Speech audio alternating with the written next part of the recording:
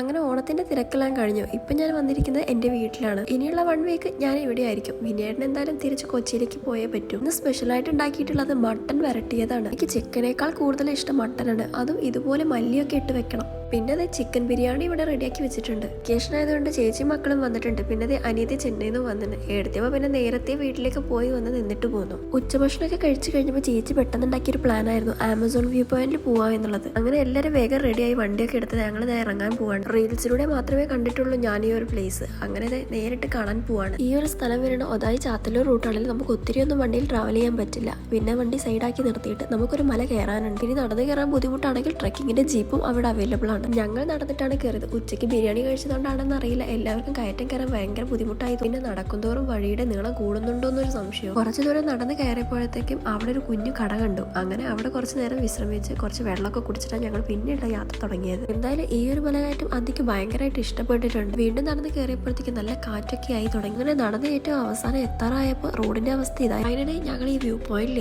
എത്തിയെന്ന് പറയാണ്ടിരിക്കട്ടെ, ഏകദേശം ഇനിയും 1 കിലോമീറ്റർ നടന്നാലേ ശരിക്കുള്ള വ്യൂ പോയിന്റിൽ എത്തുള്ളൂ. ഇവിടെ വെച്ചും ഈ വ്യൂ കാണാൻ പറ്റിയതുകൊണ്ട് യാത്ര ഇവിടെ വെച്ചങ്ങ് അവസാനിക്കും. ഒരു മല കയറി എത്തിയപ്പോഴത്തേക്ക് ഞങ്ങൾ വിചാരിച്ചതിലും കൂടുതൽ സമയമെടുത്തു. ഇതിനെ കാണുന്നതാണ് ചാലിയാർപ്പുഴ. ഇവിടെ നിന്നുകൊണ്ട് തന്നെ നമുക്ക് ഇടവേള മുഴുവനായിട്ട് കാണാം. ഇതിന് സമയമെടുത്ത് എത്തിയാലും നമ്മൾ വിചാരിച്ച വ്യൂ എന്തായാലും കാണാൻ പറ്റി. ഇവിടെ തന്നെ ഒരു കുഞ്ഞു ചായക്കട ഉണ്ടായിരുന്നു. അങ്ങനെ എല്ലാവരും ചായ കുടിച്ചു. ഇവിടെ എത്തിയപ്പോഴാണ് ഞങ്ങളെപ്പോലെ ഒരുപാട് പേര് ഇവിടെ വന്ന കാര്യം ഞങ്ങൾ അറിയുന്നത്. തിരിച്ചിറങ്ങുന്ന നേരം നല്ല ഇരുടായിരുന്നു. പിന്നെ കൂടെ വേറെയും കുറെ പേരുണ്ടായതുകൊണ്ട് അത്ര വലിയ പേടി തോന്നിയില്ല. ഇതുപോലുള്ള യാത്രകൾ നിങ്ങൾക്കും പോകാൻ താല്പര്യമുണ്ടെങ്കിൽ ഒറ്റ കാര്യം ശ്രദ്ധിക്കാം, നേരത്തെ കരുത്തിറങ്ങാൻ നോക്കുക. അപ്പോൾ പുതിയ വിശേഷങ്ങളായി നെക്സ്റ്റ് വീഡിയോയിൽ കാണാം. ബൈ.